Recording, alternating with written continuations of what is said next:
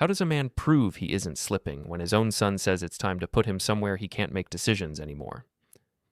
That question slammed into me as I stood in my own kitchen, holding my morning pills while my son Colby laughed at what he called my senior moments. My name is Lennon Brasken, and at 55, I own the most successful pub and billiard hall in downtown Springfield. Or at least, I used to think I owned it. These days, watching my 32-year-old son waltz around like he's already inherited everything, I'm starting to wonder if ownership means anything when your own family treats you like you're already gone. Dad, you literally just took those pills 5 minutes ago, Colby said, leaning against my granite countertop with that smirk I'd grown to hate. His wife Dalia stood beside him, arms crossed, wearing that concerned expression she'd perfected over the past 6 months. Maybe we should start using one of those pill organizers. You know, the ones they make for people who can't remember things anymore. I looked down at the small white tablets in my palm. Medication for pressure control, nothing special. I'd been on the same dosage for 3 years, ever since the accident that nearly ended everything for me. My routine was simple. Kitchen counter, glass of water, pills at exactly 7:30 every morning. I'd done it thousands of times. I haven't taken them yet, I said quietly, keeping my voice level. This is my first time in the kitchen this morning. Dalia exchanged a look with Colby. That look, the one that said they were the adults in the room, and I was the confused old man who couldn't be trusted with his own medication. Honey, Dalia said, using that patronizing tone she'd started using after my accident, we saw you take them. Remember? You were standing right there by the coffee maker, and you said something about how bitter they taste. I stared at her. I'd never complained about my pills tasting bitter. They were tiny and went down with barely any taste at all, but here she was, creating details that never happened, building a story about my failing memory that felt disturbingly complete. I think I know when I've taken my own medication, I said. Colby laughed. Actually laughed. Dad, come on. This is exactly what we're talking about. You're getting confused about basic stuff. Yesterday you asked me 3 times what day it was. That was a lie. I'd asked him once what day his meeting was scheduled, because he'd mentioned rescheduling something, but somehow, in his retelling, my simple question became evidence of cognitive decline. I took my pills with a sip of water and set the glass down carefully. I'm going to check on the pub. Maybe I should drive you, Colby offered. You seemed a little shaky yesterday. Another lie? I'd been driving the same route to my business for 15 years. I knew every pothole, every traffic light, every shortcut, but in Colby's version of reality, I was apparently too frail and confused to handle a 10-minute drive. I'm fine, I said, grabbing my keys. 20 minutes later, I was standing behind the bar at Brasken's pub, watching my staff prepare for the lunch rush. The familiar smell of wood polish and beer settled my nerves. This place was mine. I'd built it from nothing after my divorce, turned it into a neighborhood institution. The billiard hall in the back brought in serious money from league play and tournaments. Every inch of this business represented years of careful planning and hard work. Morning, Mr. Brasken, called out Tommy, my bartender. He'd worked for me for 8 years, reliable as clockwork.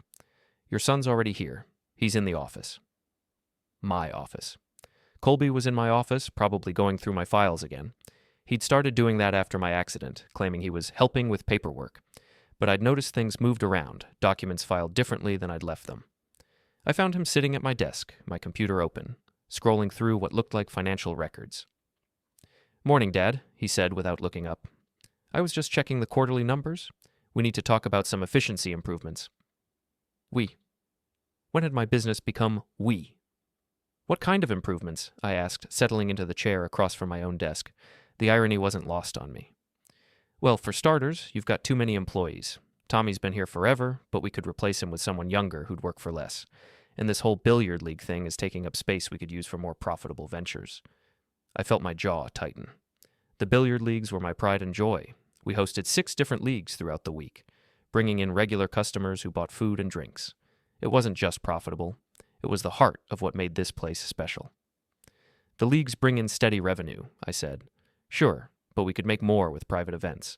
Corporate parties, wedding receptions. Dalia's been researching event planning services. She's got some great ideas. Of course she did. Dalia, who'd never worked a day in the service industry, was now an expert on running my pub. I'm not interested in changing the business model, I said firmly. Colby finally looked up from the computer. Dad, I know change is hard, especially when you're, dealing with memory issues. But you have to trust that we're looking out for your best interests. Memory issues. There it was again. The narrative they were building, one casual comment at a time. I don't have memory issues, I said. Come on, Dad. The pills this morning? Asking about the same meeting 3 times? Yesterday you couldn't remember where you parked your car. Another lie. I'd parked in a different spot because my usual space was blocked by a delivery truck. But Colby had turned my explanation into evidence of confusion. The lunch crowd started filtering in, and I excused myself to help Tommy with the bar. For the next few hours, I lost myself in the familiar rhythm of running my business, taking orders, making change, chatting with regulars who'd been coming here for years. These people knew me. They respected me. In here, I wasn't a confused old man whose family was plotting his downfall, but even that comfort was being eroded. Hey, Lennon, called out Mike Patterson, a regular who'd been coming in twice a week for 5 years. Your son was telling us about some exciting changes coming to the place. Sounds like you're really modernizing. I glanced over at Colby, who was holding court at a corner table, gesturing animatedly as he described his vision for improvements. Several of my longtime customers were listening intently, nodding along with his plans. Nothing's been decided yet, I said. Mike looked confused. Oh, Colby made it sound like you were already moving forward with the renovations. He mentioned something about your health making it hard to keep up with day-to-day operations. There it was, in public now. Colby was telling my customers that I was too sick to run my own business. I watched him for the rest of the afternoon, noting how he positioned himself. He stood behind the bar like he owned it. He made decisions about table assignments. He even handled a complaint from a customer about their food order, apologizing on behalf of the establishment and comping their meal without asking me.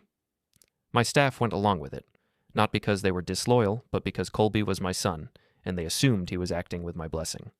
They had no way of knowing that every decision he made was another step in his plan to push me out of my own life. That evening, back at home, I sat in my living room trying to process what was happening. The house felt different now that Colby and Dalia had moved in temporarily after their apartment lease ended. Temporary had stretched to 8 months, and they'd made no moves to find their own place. Dad, we need to have a serious conversation, Colby said, settling onto my couch with Dalia beside him. I've been talking to some people about your situation. What situation? Your health, the memory problems, the confusion. I think it's time we looked into some professional care options. Professional care options. He meant a nursing home. I'm 55 years old, I said. I run a successful business. I live independently. What exactly makes you think I need professional care? Dalia leaned forward, her voice soft and reasonable. Lennon, we're worried about you. The pill confusion this morning was just the latest incident. Last week you left the stove on all night. You've been forgetting appointments, getting lost driving to places you've been to hundreds of times. More lies. I'd never left the stove on. I'd never gotten lost driving anywhere. But they were building their case, incident by fabricated incident. You're making things up, I said. Dad, denial is part of the process, Colby said gently. I've been reading about early onset dementia. One of the first signs is not recognizing that there's a problem. Early onset dementia. He'd diagnosed me with a devastating neurological condition based on completely fictional evidence. I want you both out of my house, I said. They exchanged another look.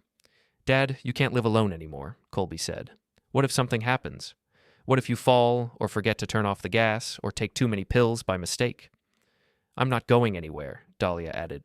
We're family. We take care of each other. But they weren't taking care of me. They were systematically destroying my credibility, my independence, and my control over my own life, and they were doing it with smiles on their faces, claiming it was all for my own good. That night, lying in bed, I stared at the ceiling and tried to understand how I'd lost control so completely. 3 years ago, I'd been a successful businessman recovering from a serious car accident. I'd been grateful when Colby stepped up to help manage things while I was in physical therapy. I'd seen his involvement as temporary assistance, not a hostile takeover. But somewhere along the way, temporary help had become permanent control, and now they were positioning themselves to have me declared mentally incompetent so they could take over everything I'd built. The question was, what was I going to do about it? The next morning brought another pill confrontation, but this time I was ready for it. I'd set my phone to record video before entering the kitchen, keeping it discreetly positioned to capture the counter where I kept my medication. Morning, Dad, Colby said as I reached for my pill bottle. Didn't you already take those? No, I said clearly, making sure my voice would be audible on the recording. This is the first time I've touched this bottle today. Are you sure? I could have sworn I saw you taking them earlier. I opened the bottle and counted out my pills, holding them up so the camera could see them. These are my 7:30 pills. I take them every morning at the same time, and I haven't taken them yet today.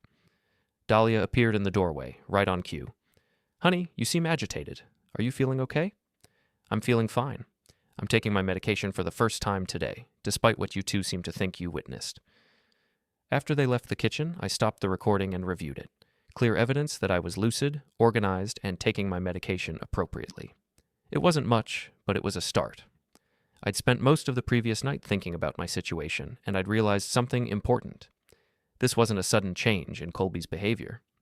Looking back, I could see the pattern developing over months, maybe even years. It had started during my recovery from the car accident. The crash had been brutal. A drunk driver ran a red light and T-boned my car at 40 miles per hour. I'd spent 2 weeks in the hospital with a concussion, broken ribs, and a shattered left leg. The physical therapy took 6 months, and during that time, I'd been grateful for Colby's help with the business. But I was starting to remember things differently now, details I'd overlooked at the time, like how Colby had immediately suggested that I take a step back from day-to-day operations, how he'd volunteered to handle vendor relationships and staff scheduling, how he'd insisted on being added to the business bank accounts just in case something happened. I'd seen it as a son stepping up during his father's time of need, but now I wondered if he'd seen it as an opportunity. The memory problems narrative had started small. Dad, you already told me that story. Are you sure that meeting is today? You seem a little confused about the timeline.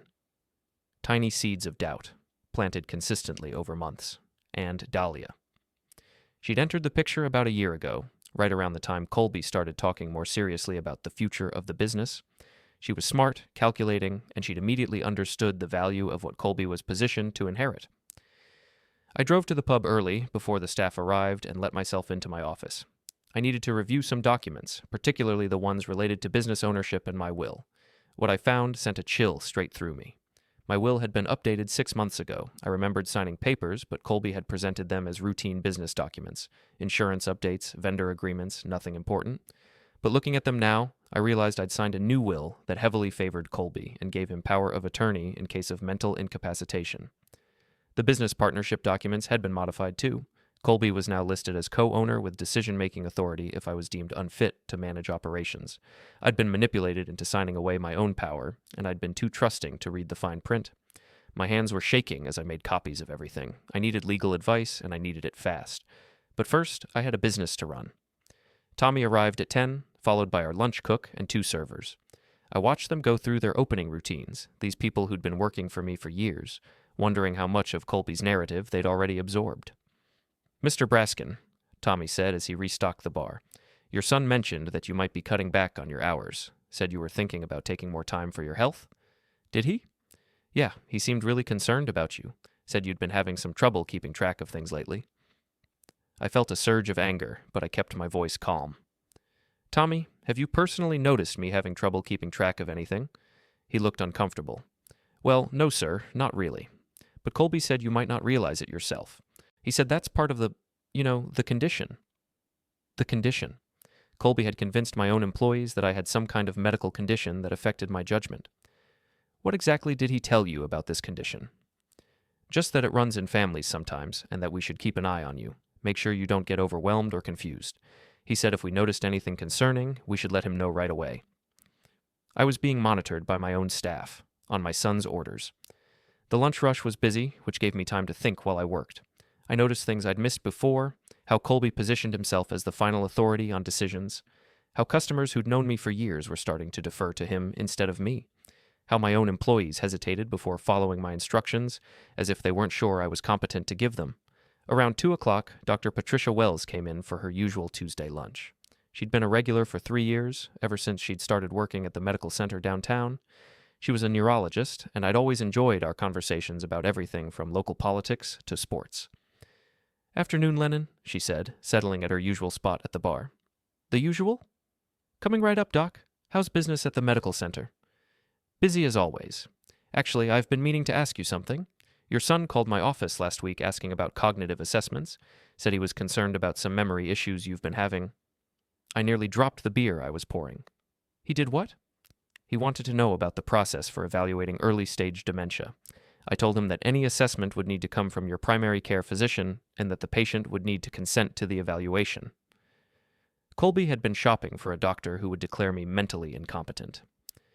"Doc, can I ask you something? In your professional opinion, have you noticed any signs of cognitive decline in our conversations over the past few years?" She looked at me carefully. "Lennon, you seem as sharp as ever to me. Your memory is excellent, your reasoning is sound, and you run a complex business operation without any apparent difficulty. Why do you ask?" I told her everything. The pill incidents, the false stories about my confusion, the business documents I'd been tricked into signing. She listened without interruption, her expression growing more serious with each detail. "What you're describing sounds like psychological abuse," she said when I finished. "It's a form of gaslighting designed to make you question your own reality. Have you considered that your son might be deliberately creating these situations to make you appear incompetent?" The thought had been lurking in the back of my mind, but hearing a medical professional say it out loud made it real. "The pills this morning," I said. "What if someone hid them and then accused me of forgetting where I put them?" That would be a classic example of manufactured evidence. "Lennon, I think you need to document everything, keep records of these incidents, maybe even record conversations if you can do so legally, and you should probably consult with an attorney about protecting your assets." After she left, I sat in my office making notes about everything I could remember. Every false accusation, every lie about my behavior, every time Colby had positioned himself as the responsible party dealing with his declining father. The pattern was clear once I started looking for it. This wasn't a concerned son worried about his father's health. This was a calculated campaign to destroy my credibility and seize control of my life. But knowing what was happening and proving it were two different things, I needed evidence, and I needed to be smarter about collecting it than they were about creating their false narrative. That evening, I went home with a plan. I was going to start documenting everything, recording conversations when possible, and building a case that would expose their manipulation. But first, I was going to test a theory about those missing pills. I waited until after midnight to put my plan into action. The house was quiet, with Colby and Dalia asleep in the guest room they'd claimed as their own. I'd spent the evening acting normally, even agreeing with some of Colby's suggestions about the business to avoid raising suspicion. But now, in the dark hallway outside my kitchen, I was about to test the theory that had been growing in my mind all day. I'd been thinking about the pills, about how certain Colby and Dalia had been that I'd already taken them. Their confidence hadn't felt like a mistake or a misunderstanding. It had felt like knowledge. So I was going to vacuum. It sounds ridiculous, but I had a hunch about where my missing medication might have gone. I'd noticed that Dalia had been unusually helpful lately, volunteering to clean areas of the house she'd never shown interest in before, including the kitchen, where she'd vacuumed just yesterday afternoon. I pulled out my old Hoover from the hall closet, the one I'd been using for years. It was loud, but the guest room was on the other side of the house, and I was betting that Colby and Dalia were deep sleepers. I vacuumed the kitchen thoroughly, then moved to the hallway, the living room, and finally the area around my bedroom. Normal cleaning, nothing that would seem suspicious if anyone woke up and found me. Then I took the vacuum to the garage and opened it up. The bag was nearly full, which made sense since Dalia had used it the day before. I carefully removed it and spread its contents on an old sheet I'd laid out on my workbench. Dust, hair, small debris, a few coins that had fallen out of pockets. Normal household vacuum bag contents. And then I saw them. 3 small white tablets, partially dissolved but still recognizable. My pressure medication, covered in dust and lint. I stared at them for a long moment, feeling a mixture of vindication and horror. Here was proof that my pills hadn't been forgotten or misplaced. They'd been deliberately hidden in the vacuum bag, where I'd never think to look for them. The scenario became clear. Dalia had taken my pills from the kitchen counter, probably while I was in the shower or getting dressed. She dropped them on the floor and vacuumed them up, creating the perfect hiding place. Then she and Colby had confronted me about forgetting to take medication I'd never had the chance to take. It was diabolical in its simplicity. Who would think to check inside a vacuum bag for missing pills? And even if the pills were eventually found during normal bag changes, they'd be so degraded that it would look like an accident. I carefully photographed the pills with my phone, making sure the images clearly showed the medication among the vacuum debris. Then I collected them in a small plastic bag, along with some of the dust and lint they'd been mixed with. Evidence. Finally, I had concrete evidence of their manipulation. But as I sat in my garage at 1 a.m, staring at 3 dissolving pills, I realized this was probably just the beginning. If they were willing to hide my medication to make me appear confused, what else had they done? What other evidence of my decline had they manufactured? I thought about the stories Colby had been telling. The stove left on all night, getting lost while driving, asking the same questions repeatedly. None of these things had actually happened, but he'd been telling them to my employees, my customers, even my doctor. They were building a comprehensive case for my incompetence, and they were doing it systematically. The next morning, I acted normally. I went to the kitchen at my usual time, reached for my pill bottle, and went through the familiar routine. "Dad, you already took those," Colby said, right on schedule. "No, I didn't," I replied calmly. "Are you sure? I saw you take them about an hour ago." This time, I was ready for him. "Colby, I'm absolutely certain I haven't taken my medication yet today. In fact, I'm so certain that I'm willing to bet on it." He looked confused. "What do you mean?" "I mean, let's call Dr. Martinez right now and ask him about lab tests that can show medication levels. If I've already taken my pills this morning, it should show up in my system, right?" For just a moment, I saw panic flash across his face. Then he recovered, forcing a smile. "Dad, that's a pretty extreme response to a simple misunderstanding." "Is it? Because you seem very confident that I've already taken my medication. If you're right, a test would prove it. And if you're wrong, then we'd know my memory is just fine." Dalia appeared in the doorway, and I could see her quickly assessing the situation. "Lennon, there's no need for medical tests. We're just concerned about you keeping track of your medication." "Then you won't mind if I call Dr. Martinez." "Of course not," she said smoothly. "But maybe we should think about a pill organizer instead, something that would make it easier for you to track what you've taken and when." A pill organizer, a system that would make it even easier for them to interfere with my medication and claim I was confused.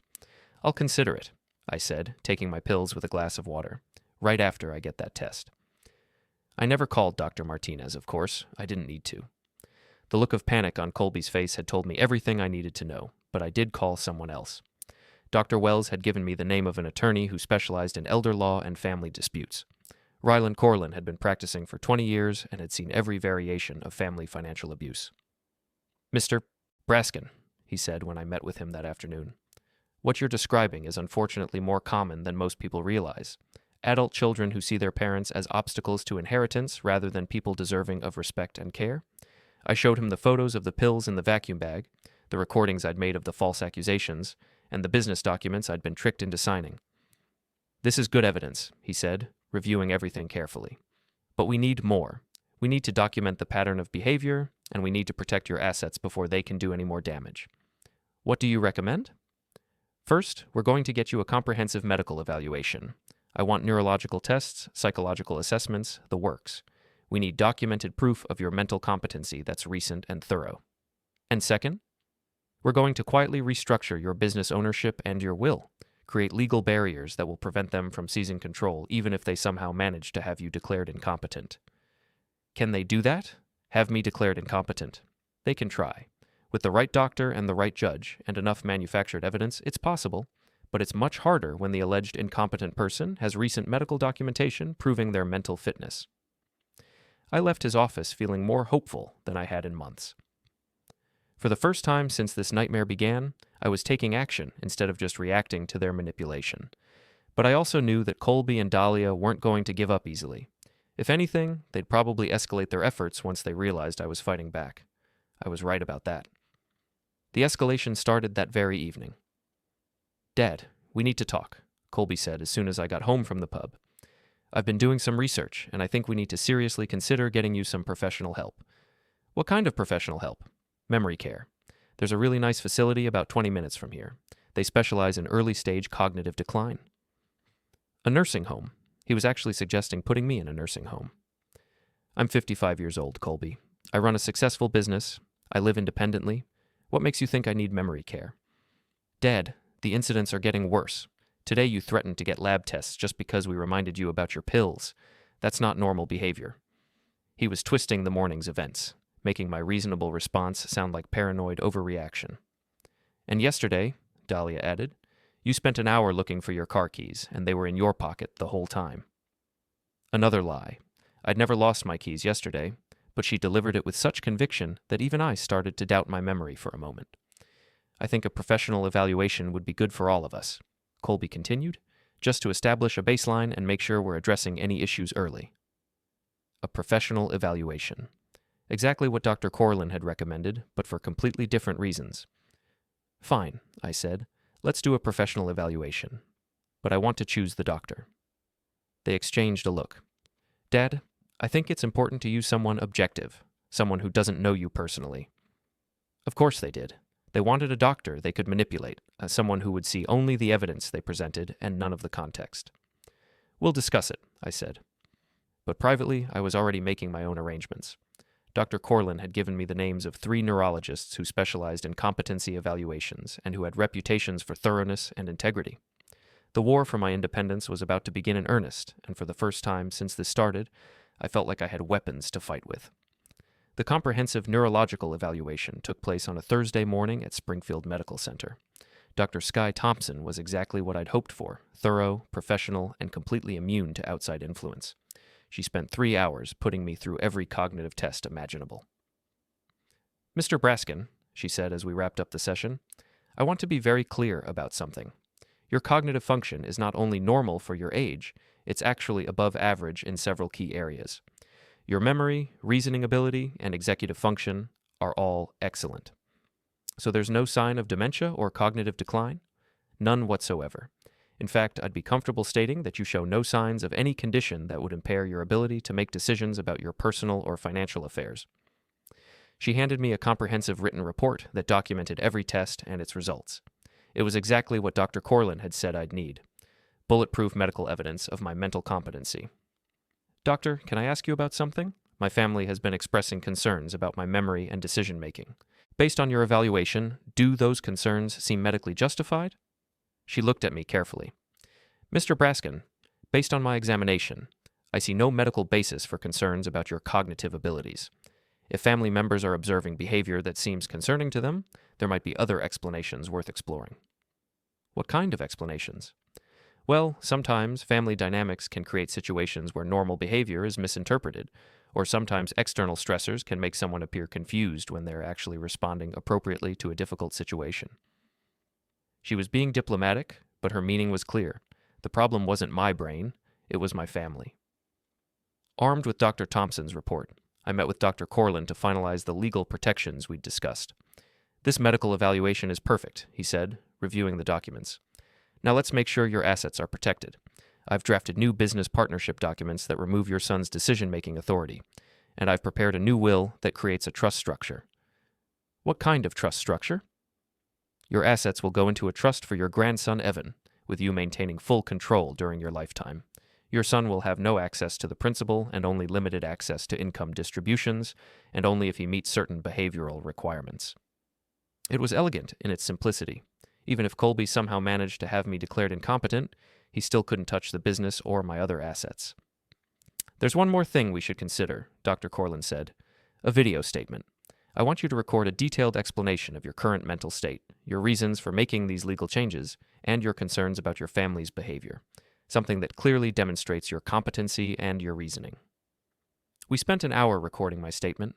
I explained the pill incidents, the false accusations, the business documents I'd been tricked into signing, and my decision to protect my assets from what I now recognized as financial abuse.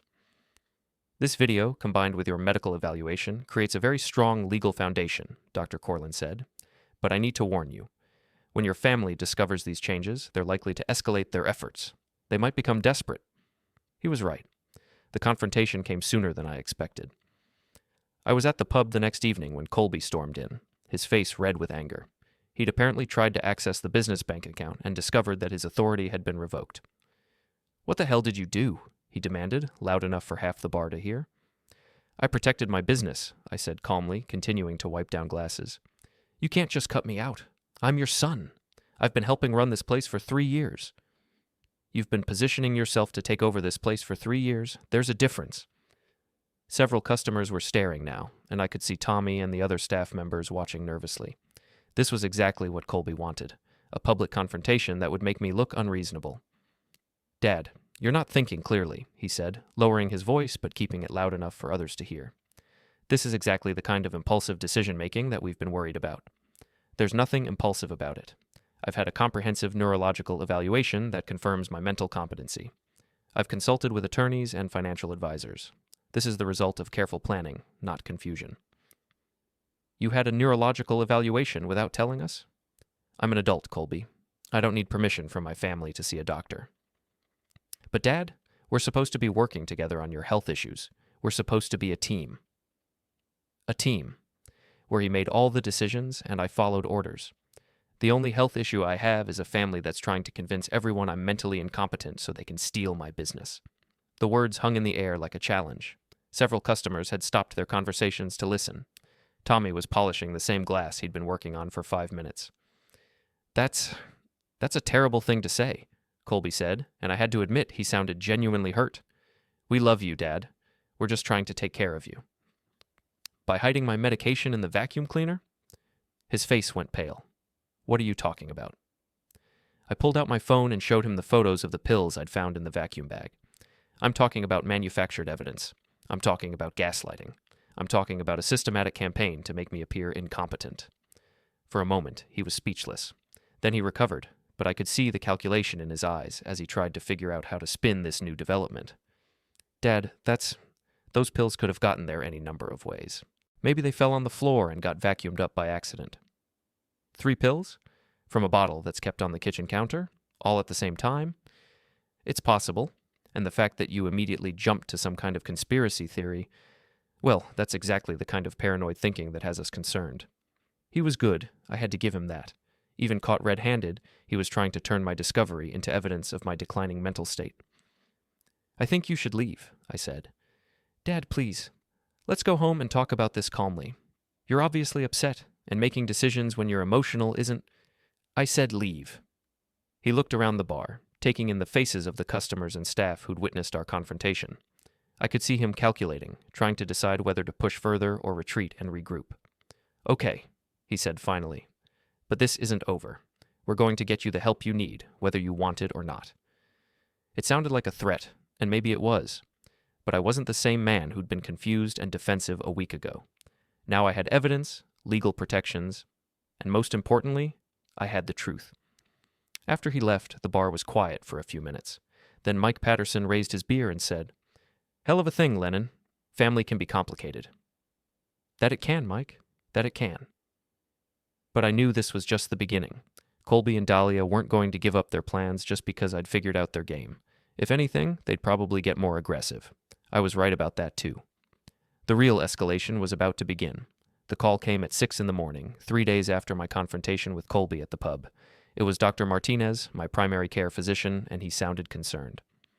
Lennon, I need you to come in today. Your son called yesterday with some serious concerns about your mental state. He's requesting an emergency competency evaluation. I was instantly awake.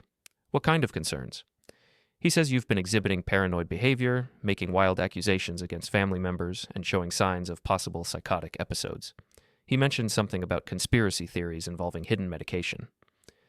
They were turning my discovery of their manipulation into evidence of mental illness. It was brilliant and terrifying at the same time. Dr. Martinez, I had a comprehensive neurological evaluation last week with Dr. Thompson at the medical center. She found no signs of cognitive decline or mental illness. Your son mentioned that too.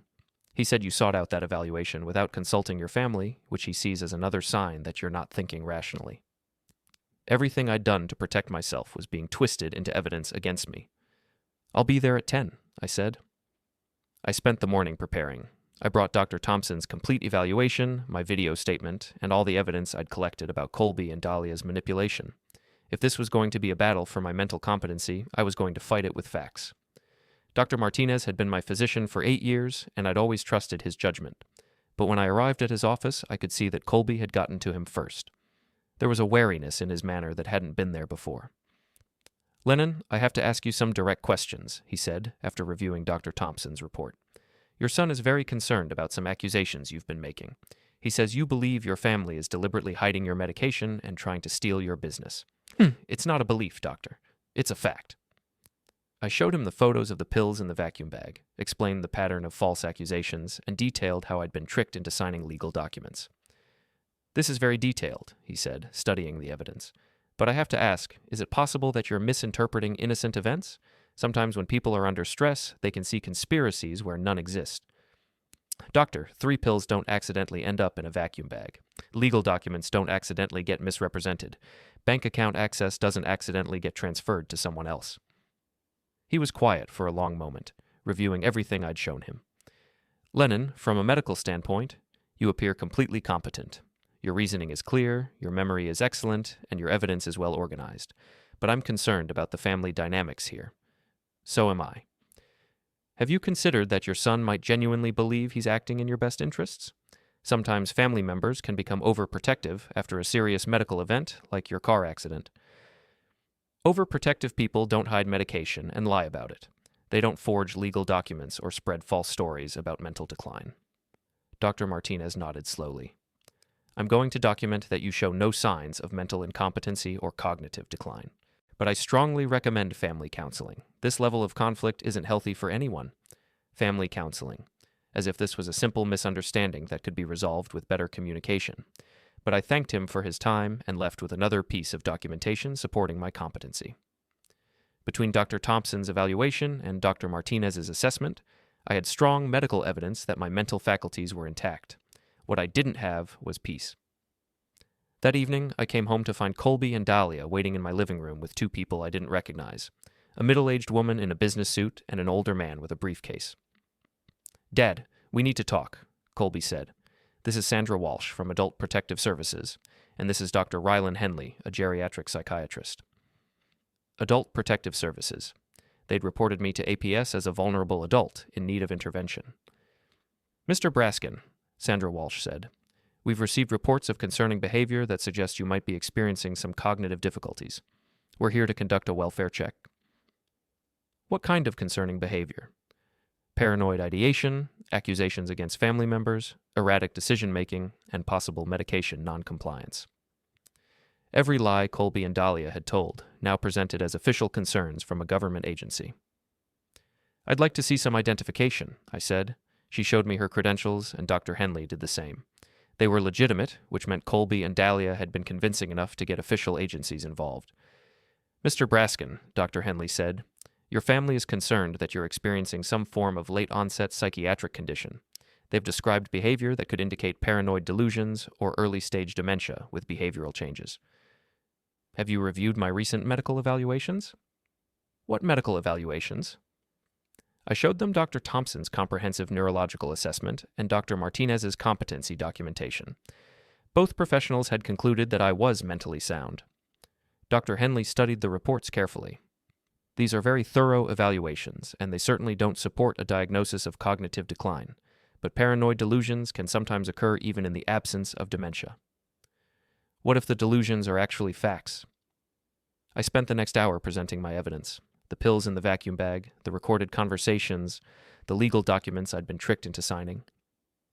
Sandra Walsh took notes while Dr. Henley asked detailed questions about each incident. "Mr. Brasken," Sandra Walsh said when I finished, "if what you're describing is accurate, this would constitute financial abuse and psychological manipulation by family members." "That's exactly what it is." "However," Dr. Henley added, "we also have to consider the possibility that you're misinterpreting innocent events due to stress or underlying mental health issues." It was the same circular logic I'd been fighting for weeks. Any evidence I presented was dismissed as possible delusion, while any accusation made against me was treated as credible concern. "Doctor," I said, "let me ask you something. If I were experiencing paranoid delusions, would I be able to run a successful business? Would I be able to navigate complex legal and medical evaluations? Would I be able to present organized, documented evidence of my concerns?" "Paranoid delusions can be very specific," he said. "Someone can function normally in most areas of life while having fixed false beliefs about particular situations." "And if the beliefs aren't false? Then we have a very different situation." Sandra Walsh closed her notebook. "Mr. Brasken, based on what I've seen today, I don't have grounds to recommend any protective interventions. You appear to be competent and capable of making your own decisions. However, I am going to document concerns about potential family financial abuse and recommend that you continue working with your attorney." After they left, Colby and Dalia sat in stunned silence. Their nuclear option had failed. The official agencies they'd hoped would validate their narrative had instead validated mine. "Dad," Colby said finally, "I can't believe you convinced them that we're trying to hurt you. We're your family. We love you." "Then act like it." "We are acting like it. Everything we've done has been because we're worried about you. Everything you've done has been designed to make me appear incompetent so you can steal my business and my assets." Dalia spoke for the first time since the officials had arrived. Lennon, I think we need to consider that this situation has become too toxic for everyone involved. Maybe Colby and I should find our own place. It was a strategic retreat, but I could see the calculation in her eyes. They were regrouping, not surrendering. I think that would be best, I said. They moved out the next day, taking only their personal belongings. No dramatic confrontations, no angry words.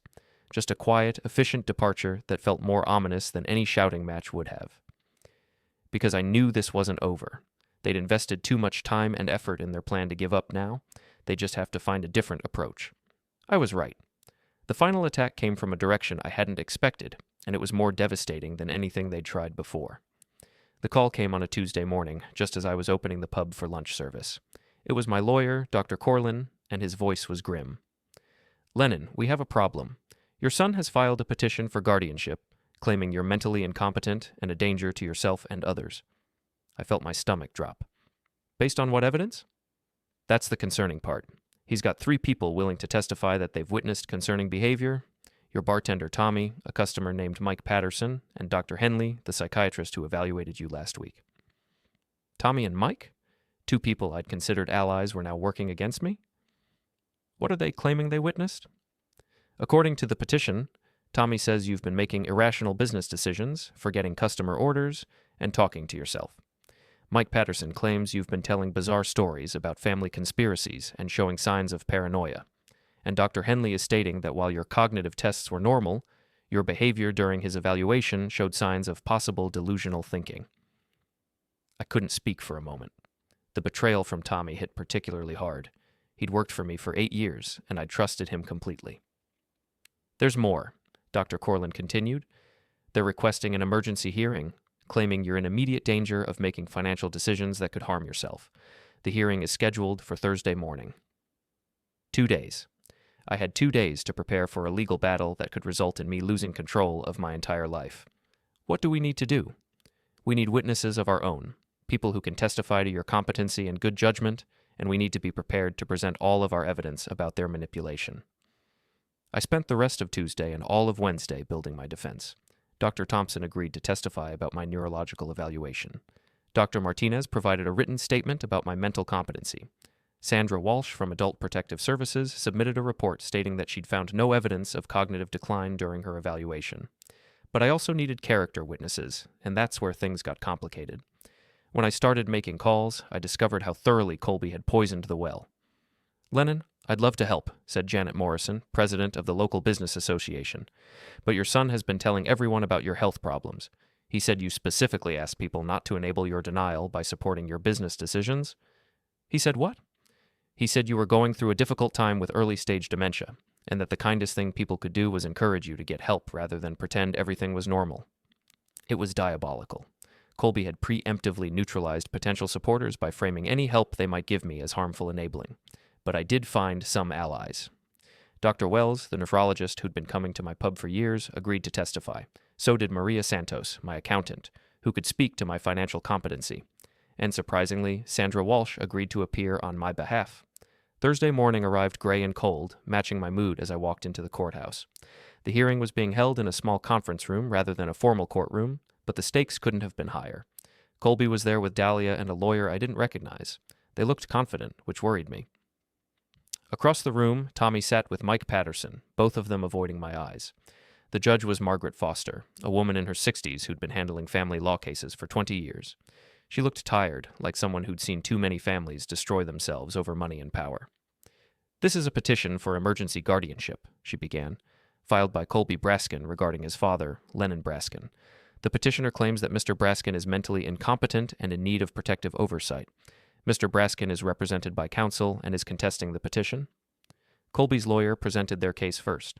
He painted a picture of a man in cognitive decline who was making increasingly irrational decisions. Tommy testified that I'd been forgetting things at work, making poor business choices, and talking to myself. Can you give me a specific example of poor business judgment? The judge asked. Well, he fired me last week for no reason, Tommy said. I'd been working there for 8 years, and suddenly he accused me of being disloyal and told me to leave. That was news to me. I'd never fired Tommy. But here he was, under oath, claiming I had. Mike Patterson testified that I'd been telling crazy stories about my family trying to steal my business and hide my medication. He seemed really paranoid, he said, like he thought everyone was out to get him. Dr. Henley's testimony was more measured but equally damaging. While Mr. Brasken's cognitive tests were normal, his behavior during our evaluation suggested possible delusional thinking.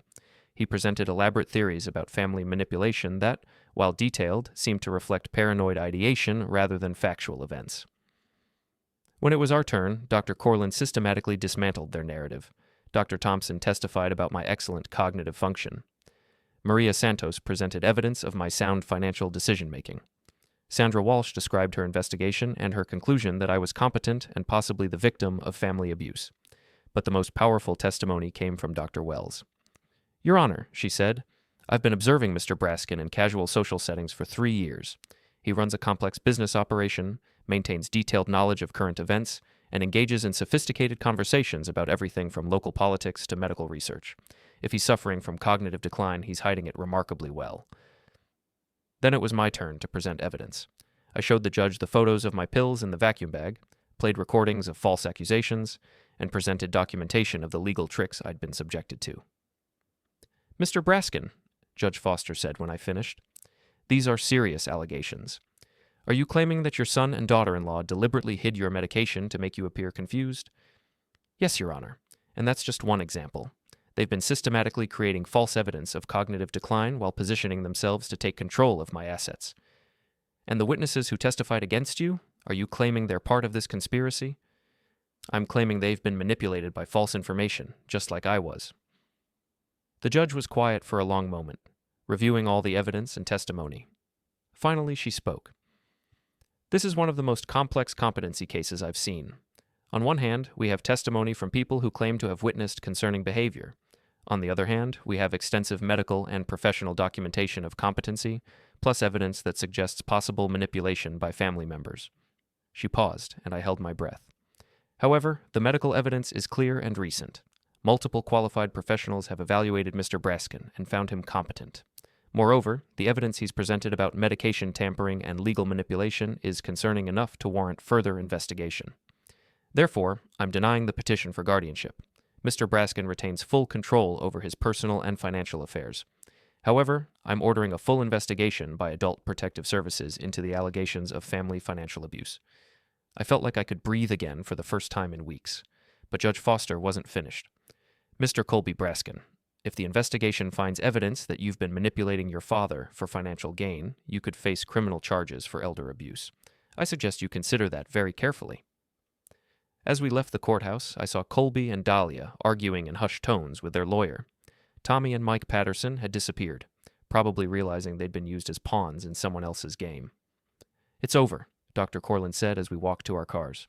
"They can't try this again without new evidence, and the APS investigation will make it very difficult for them to continue their manipulation." He was right. Within a week, the investigation had uncovered enough evidence of financial abuse to warrant criminal charges. Colby and Dalia left town rather than face prosecution, taking nothing but their personal belongings and a mountain of legal debt. Tommy came to see me a few days later, full of apologies and explanations. "Mr. Brasken, I'm so sorry. Colby told me you were sick and that the kindest thing I could do was help get you the care you needed. He said you'd thank me later when you were getting proper treatment." I understood. Colby had been very convincing, and Tommy had genuinely thought he was helping me. "You can have your job back," I told him, "but we need to have a serious conversation about loyalty and verification." Mike Patterson never apologized, but he stopped coming to the pub. Some bridges, once burned, can't be rebuilt. 6 months later, I was sitting in my office, reviewing the quarterly numbers with Maria Santos. The business was thriving, my health was excellent, and I had legal protections in place that would prevent anyone from ever manipulating me like that again. "You know," Maria said, "your grandson Evan is going to inherit quite a legacy. Not just the business, but the knowledge that his grandfather fought for what was right." She was right. Evan was only 5 now, but someday he'd learn about what happened. He'd understand that family loyalty isn't automatic. It has to be earned through respect, honesty, and genuine care. As for Colby and Dalia, I heard they'd moved to another state and were facing financial difficulties. Apparently, their plan to live off my assets hadn't included a backup strategy for when their scheme failed. I felt no satisfaction in their downfall, only relief that it was over. They'd tried to steal my life, my independence, and my dignity. But in the end, the truth had been stronger than their lies, and I was still here, still competent, still in control of my own destiny. The pills in the vacuum bag had been their biggest mistake. In trying to manufacture evidence of my confusion, they'd provided me with proof of their manipulation. Sometimes the very trap someone sets for you becomes the key to your freedom. I never did get that pill organizer Dalia had suggested. My old system worked just fine.